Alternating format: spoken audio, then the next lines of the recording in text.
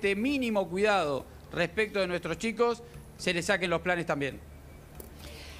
Gracias, Felipe. Acá va a seguir la conversación con Jaime porque vamos a hablar de los presidenciables enseguida, de las encuestas, de los números, pero tenemos una información urgente. Zelensky habló el presidente de Ucrania. Está la guerra en Ucrania, no podemos olvidarnos. Y la última información tiene que ver con él hablándole al mundo en las Naciones Unidas. Mariana. Por primera vez, Zelensky, el presidente de Ucrania, habla ante las Naciones Unidas y dice que Rusia está convirtiendo a Ucrania en esclavos silenciosos, ¿no? Le dice que va a generar una crisis alimentaria en todo el mundo, que ha matado civiles directamente, individualmente, que los ha ejecutado, que ha violado mujeres ante sus hijos, que ha dejado cadáveres esparcidos, porque además aparecieron unas imágenes, María Laura, aparecieron unas imágenes que constataban que esos cadáveres que Rusia decía que los habían puesto especialmente luego de que las tropas rusas se fueron, en realidad estaban ahí, estaban tirados en una de las calles más importantes de Bucha desde el 11 de abril.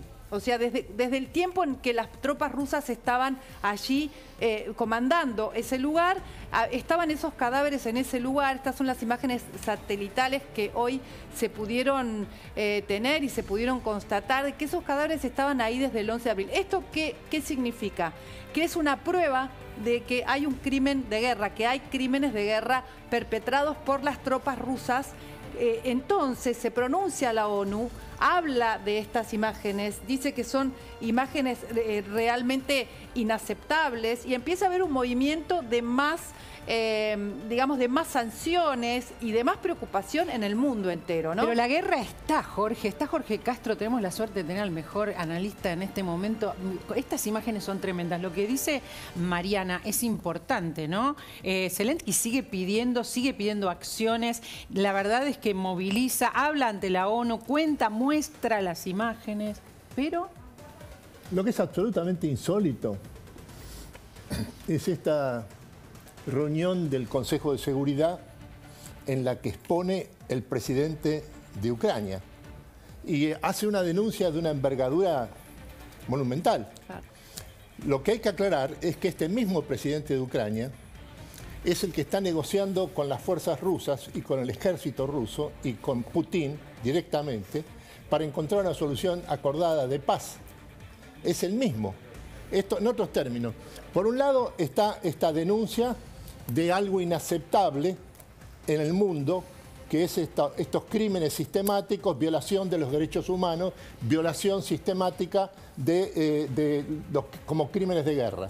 Por el otro, lo que hay que tomar en cuenta es que en el terreno lo que está ocurriendo es que hay una negociación efectiva, que se realiza una nueva reunión esta semana en Turquía entre el gobierno del presidente Zelensky y el gobierno del presidente ruso Vladimir Putin. Simultáneamente, Mariana. No, ayer decían justamente que iba a ser difícil ese tema de la negociación y de sentarse otra vez a hablar después de Bucha, ¿no? Después de que se fueron las tropas y vieron estas imágenes, que iba a ser más difícil. Por otro lado, también Zelensky le recriminó a Merkel y a Sarkozy que en 2008 no habían unido, digamos, llevado a Ucrania a la OTAN, ¿no? Les dijo, bueno, ustedes estuvieron durante todos estos años dándole concesiones a Rusia, ahora vengan a Bucha y vean lo que está pasando, vean lo que pasó, vean lo que hizo Putin, ¿no?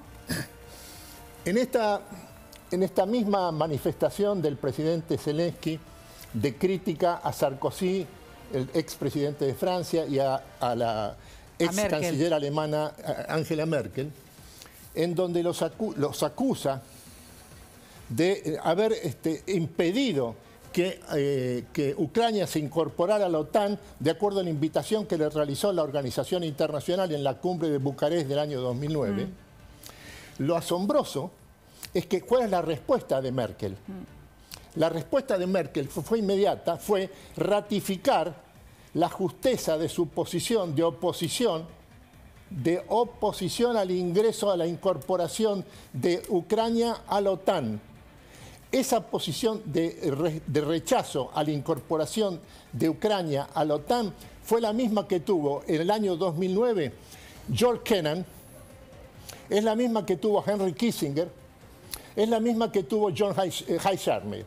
Los tres principales estrategas de Occidente en ese momento lo que dijeron fue que era un error estratégico monumental el intentar incorporar la Ucrania a la OTAN.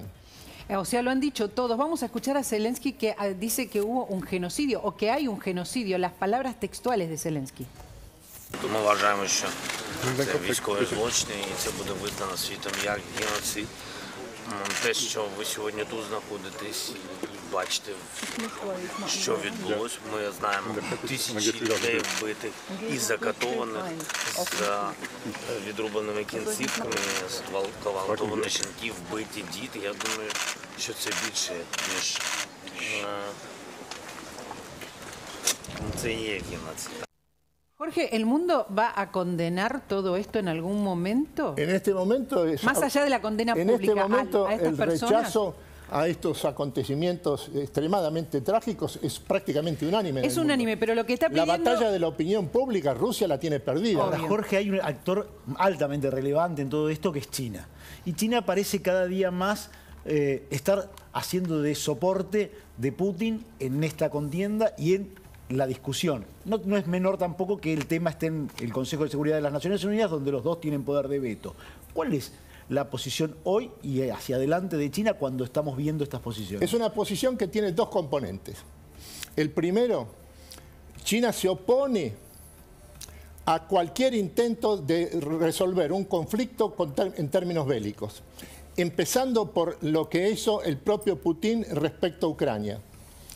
China se opone a la intervención militar, se opuso a la intervención militar de Rusia en Ucrania. El segundo punto que dice la República Popular China es que esto no hay otra forma de solucionarlo que a través de un acuerdo de carácter político que reconozca la legitimidad de los intereses de seguridad de Rusia respecto a Ucrania y a la incorporación a la OTAN. Ahora, yo lo que te preguntaba era qué pasa, ¿habrá tribunales que condenen a los militares que cometieron estos crímenes atroces en el futuro? Esto es un operativo inmenso, extremadamente eficaz ante la opinión pública. Acá los tribunales nada tienen que ver. Esto es un combate por la opinión pública mundial. Correcto. Ahora, quería preguntarles, porque Zelensky también pide que le saquen el poder de veto a Rusia, ¿no? Que reestructuren la Carta de la ONU para que él no decida sobre sus propias cosas, no importa. Eso es un desvarío. Claro. Eso es un desvarío. Rusia... El Consejo de Seguridad de Naciones Unidas está constituido por 5 miembros permanentes con derecho a veto. Uno es lo primero y fundamental, Estados Unidos. El otro es China. El tercero es Rusia. Claro. Además, Rusia no solo es miembro del Consejo de Seguridad con derecho a veto, sino que es la primera potencia nuclear del mundo. ¿Por qué no hay intervención norteamericana ni de las fuerzas de la OTAN en la guerra en Ucrania?